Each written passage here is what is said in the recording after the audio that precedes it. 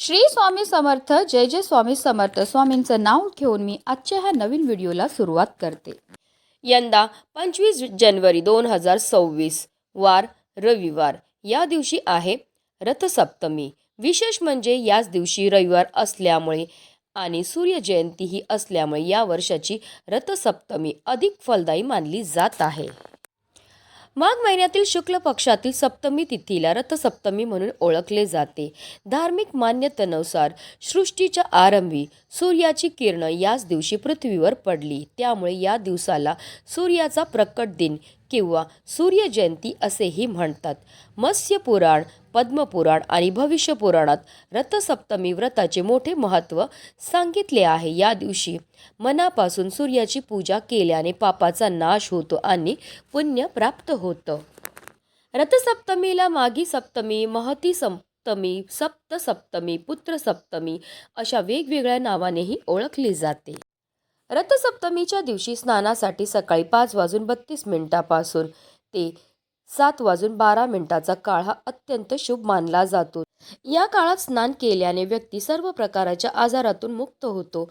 म्हणूनच या दिवसाला आरोग्य सप्तमी असेही म्हटले जाते. तर सूर्यदेवांची पूजा आणि दान करण्यासाठी सकाळी 11:13 पासून दुपारी 12:33 शुभ मुहूर्त आहे. या काळात सूर्यदेवांची पूजा केल्याने दीर्घायुष्य, उत्तम आरोग्य आणि समृद्धी प्राप्त होते.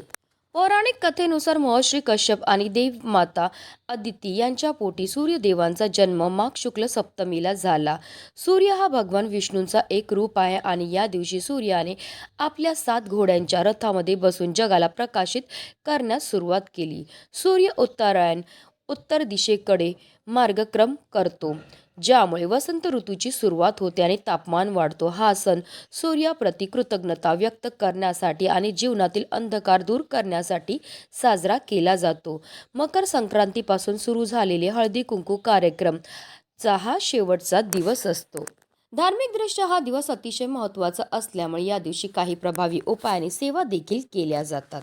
आणि म्हणूनच आज रथसप्तमीच्या दिवशी तुम्ही काही नाही केलं तरीही चालेल, पण संध्याकाळी कापूर सोबत जाळा. ही वस्तू जाळल्यामुळे आपल्या घरामध्ये असणारी जेवढी पण नकारात्मकता, इडापिडा, ग्रहदोष, वास्तुदोष, पितृदोष तर नष्ट होणारच आहे, पण आपलं 7 पिढ्यांचं दारिद्र्य नष्ट होऊन आपल्या संपूर्ण कुटुंबाची भरभरून अशी प्रगती होणार. तर ती कोणती वस्तू जाळायची आहे, कोणत्या वेळेत जाळायची, त्याबद्दल सविस्तर आणि महत्त्वाची अशी माहिती मी तुम्हाला या व्हिडिओमध्ये देणार आहे. तर व्हिडिओ पूर्ण पहा. आणि जर तुम्ही माझ्या चॅनलवर नवीन असतील तर चॅनलला सबस्क्राईब करा आणि शेजारी बेल आयकॉन सुद्धा प्रेस करा. रथसप्तमीचा मुख्य उद्देश सूर्यदेवतेची उपासना करून आरोग्य, समृद्धी आणि पापमुक्ती मिळवावी. सूर्य हा जीवनाचा मूल स्तोत्र असून ग्रहांचा राजा आहे. या दिवशी पूजन केल्याने कुंडलीतील सूर्याशी संबंधित दोष दूर होतात, रोगमुक्ती मिळते आणि जीवनात पैसा, संपत्ती आणि संततीशी संबंधित समस्या दूर होतात. तसेच या दिवशी पूजा बरोबर काही जर आपण उपाय केले तर त्याचं अतिशीघ्र फळ आपल्याला प्राप्त होत असतं. आता हा उपाय आपल्याला कधी करायचा, तर हा उपाय आपल्याला आज संध्याकाळी 6 वाजल्यापासून 7:30ची जी वेळ असते ती माता लक्ष्मीची आगमनाची वेळ असते. आणि जर त्या वेळेमध्ये आपण काही प्रभावी उपाय केले तर त्यामुळे माता लक्ष्मीचं आगमन आपल्या घरामध्ये होत असतं. पण आता तुम्हाला जर या वेळेमध्ये हा उपाय करणं शक्य नाही झालं तर अगदी रात्री 12 वाजेपर्यंत सुद्धा तुम्ही हा उपाय जो आहे तो करू शकता. हा उपाय सुरू करायच्या अगोदर सर्वप्रथम आपल्याला देवघरामध्ये दिवा हा प्रज्वलित करून घ्यायचा आहे. कारण कोणतीही सेवा किंवा कोणताही उपाय जर आपण अग्नीच्या साक्षीने केला तर त्यामध्ये आपल्याला निश्चितच सफलताही प्राप्त होत असते. विधिवत आपल्याला देवपूजा ही करून घ्यायची आहे. तुळशी मातेच्या इथे दिवा हा लावून घ्यायचा आहे. आपल्या घराचे सर्व दरवाजे आणि खिडक्या ह्या आपल्याला खोलून घ्यायच्या. तर आपल्या घरामध्ये असणारी जेवढी पण नकारात्मकता, इडापिडा, अलक्ष्मी येतील आपल्याला घरातनं बाहेर काढून टाकायचं आहे. रथसप्तमीच्या दिवशी स्नान, दान आणि हवन या 3 गोष्टींना अनन्यसाधारण असं महत्त्व आहे. संध्याकाळी जर तुम्हाला शक्य असेल तर आवर्जून तिळाचा होम जो आहे तो आपल्या घरी करायचा आहे. पण आता तुम्हाला तिळाचा होम घरच्या घरी करणं शक्य नसेल तर हा एक उपाय जो तुम्हाला मी सांगणार तो सुद्धा तुम्ही आवर्जून करू शकतात. हा उपाय करण्याकरता आपल्याला एक मोठी मातीची पंती ही घ्यायची आहे. कारण मातीची पंती ही पंचतत्वापासून बनलेली असते. मातीच्या पंतीमध्ये सकारात्मक अशा लहरी असतात. त्या मातीच्या पंतीमध्ये आपल्याला एक शेणाची गौरी ही ठेवायची. घरामध्ये शेण जाळल्यामुळे आपल्या घरामध्ये असणारी जेवढी पण नकारात्मकता, इडापिडा, दोष, दारिद्र्य, अलक्ष्मी असते ती घरातनं काढता पाय करून निघून जाते. कारण शेणामध्ये साक्षात माता लक्ष्मी निवास करते. त्या शेणाच्या गौरीवर आपल्याला 5 भीमसेनी कापूरच्या वड्या ह्या ठेवायच्यात. मी प्रत्येक उपायामध्ये नेहमी सांगत असते की आवर्जून आपल्याला भीमसेनी कापूरच वापरायचं आहे, कारण तो नैसर्गिकरित्या बनलेला असतो. त्याच्यामध्ये जे तत्व असतात ते आपल्यामध्ये आणि आपल्या घरामध्ये असणारी जेवढी पण नकारात्मकता, इडापिडा, ग्रहदोष, वास्तुदोष, पितृदोष दूर करण्याकरता अतिशय प्रभावी मानला जातो. त्याचबरोबर आपल्याला 5 लवंगा आणि 3 हिरव्या वेलची सुद्धा घ्यायच्यात.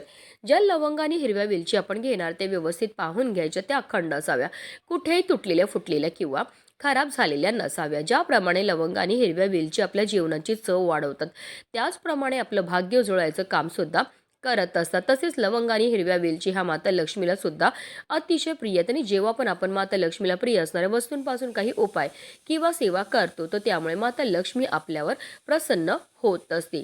त्याचबरोबर आपल्याला थोडेसे काळे तीळ घ्यायचेत. रथसप्तमीच्या दिवशी तिळांना अनन्यसाधारण असं महत्त्व आहे. तिळांची उत्पत्ती ही श्रीहरी विष्णूंच्या घामापासून झाली होती. तसेच काळे तीळ हे आपल्या पितरांना सुद्धा समर्पित आहेत. आणि जेव्हा पण आपण काळ्या तिळांपासून काही उपाय किंवा सेवा करतो, तर त्यामुळे आपल्या जीवनामध्ये असणारा प्रखरातला प्रखर पितृदोष, ग्रहदोष, शत्रुपीडा, दारिद्र्य दूर होण्यामध्ये मदत ही मिळत असते. कारण तिळांना दारिद्र्यनाशक असं सुद्धा म्हटलं जातं. आता हे काळे तीळ जे आहेत ते आपल्या घरामध्ये जेवढे पण सदस्य असतील त्या प्रत्येक सदस्याच्या डोक्यापासून पायापर्यंत आपल्याला 7 वेळा उतरवून घ्यायचेत. आपल्या संपूर्ण घरामधनं सुद्धा फिरवून घ्यायचेत आणि त्यानंतर हे काळे तीळ सुद्धा आपल्याला या मातीच्या पंतीमध्ये नेऊन टाकायचेत. आता हा संपूर्ण उपाय जो आहे तो आपण देवघरासमोर बसून करणार आहे. तर ही मातीची पंती आपल्या देवघरासमोर ठेवायची आणि देवघरामध्ये प्रज्वलित असलेल्या दिव्याच्या मदतीने आपल्याला या मातीच्या पंतीमध्ये असणारा जो कापूर आहे तो प्रज्वलित करायचा आहे. कापूर प्रज्वलित झाला की आपल्याला नवग्रह स्तोत्राचं पठण करायचं. रथसप्तमीच्या दिवशी नवग्रह स्तोत्राचं पठण करण्याला विशेष महत्त्व हे दिलं जातं. आता हे स्तोत्र तुम्हाला कुठे भेटेल, तर तुमच्याकडे जर स्वामींचं नित्य सेवेचं पुस्तक असेल तर तिथे तुम्हाला हे स्तोत्र भेटून जाणार आहे. पण आता तुमच्याकडे स्वामींच्या नित्य सेवेचं पुस्तक नसेल तर गुगलला सर्च करा, तिथे तुम्हाला सहज हे नवग्रह स्तोत्र भेटून जाणार. आता तुम्हाला म्हणणं शक्य नसेल तर यूट्यूबला लावून द्या, हात जोडून बसा, तुम्ही श्रवण केलं तरीही चालणार आहे. नवग्रहाचं स्तोत्राचं पठण करून झाल्यानंतर आपल्याला ही मातीची पंती तिकडनं उचलायची आणि याचा जो धूर आहे तो आपल्या संपूर्ण घरामध्ये फिरवायचा आहे. फिरवताना निरंतर आपल्याला जय राम श्रीराम जय जय राम, जय राम श्रीराम जय जय राम किंवा तुम्ही अगदी श्री स्वामी समर्थ, श्री स्वामी समर्थ या मंत्राचा जप सुद्धा करू शकतात. संपूर्ण घरामध्ये हा धूर फिरवून झाल्यानंतर आपल्याला आपल्या मुख्य प्रवेशद्वाराच्या उंबरठ्याच्या बरोबर मधोमध नेऊन या मातीच्या पंतीला ठेवायचं आहे. जिथपर्यंत कापूर प्रज्वलित आहे तिथपर्यंत निरंतर आपल्याला मंत्राचा जप हा करायचा आहे. जेव्हा आपण कापूर सोबत या वस्तू जाळतो त्याचबरोबर मंत्राचा जप करतो, त्यामुळे आपल्या घरामध्ये असणारा प्रखरातला प्रकार पितृदोष, ग्रहदोष, शत्रुपीडा तर नष्ट होतेच होते, पण आपल्या घरामध्ये असणारी जी अलक्ष्मी ती घरातनं काढता पाय करून निघून जाते. आणि ज्या घरामध्ये कोणत्याही प्रकारचे दोष नसतात त्याच घरामध्ये माता लक्ष्मीचं आगमन हे होत असतं. आता या मातीच्या पंतीमध्ये असणारा कापूर शांत झाला की यामध्ये काही वस्तू असतील ज्या जळालेल्या असतील, काही नाही जळालेल्या असेल, तर त्या वस्तू आपल्याला आपल्या घरापासून लांब नेऊन फेकून द्यायच्यात. अशा रीतीने आपल्याला हा उपाय जो आहे तो आज रथसप्तमीच्या दिवशी करायचा. अतिशय चमत्कारिक असा हा उपाय केल्यामुळे आपल्या जीवनामध्ये असणारा प्रखरातला प्रखर पितृदोष, ग्रहदोष, शत्रुपीडा नष्ट होतेच होते, पण आपलं 7 पिढ्यांचं दारिद्र्य नष्ट होऊन आपल्या संपूर्ण कुटुंबाची भरभरून अशी प्रगती होणार आहे. म्हणूनच व्हिडिओ जास्तीत जास्त लोकांपर्यंत शेअर करा, जेणेकरून प्रत्येकाच्या आयुष्याचं कल्याण हो हीच मनामध्ये इच्छा. श्री स्वामी समर्थ. जय जय स्वामी समर्थ.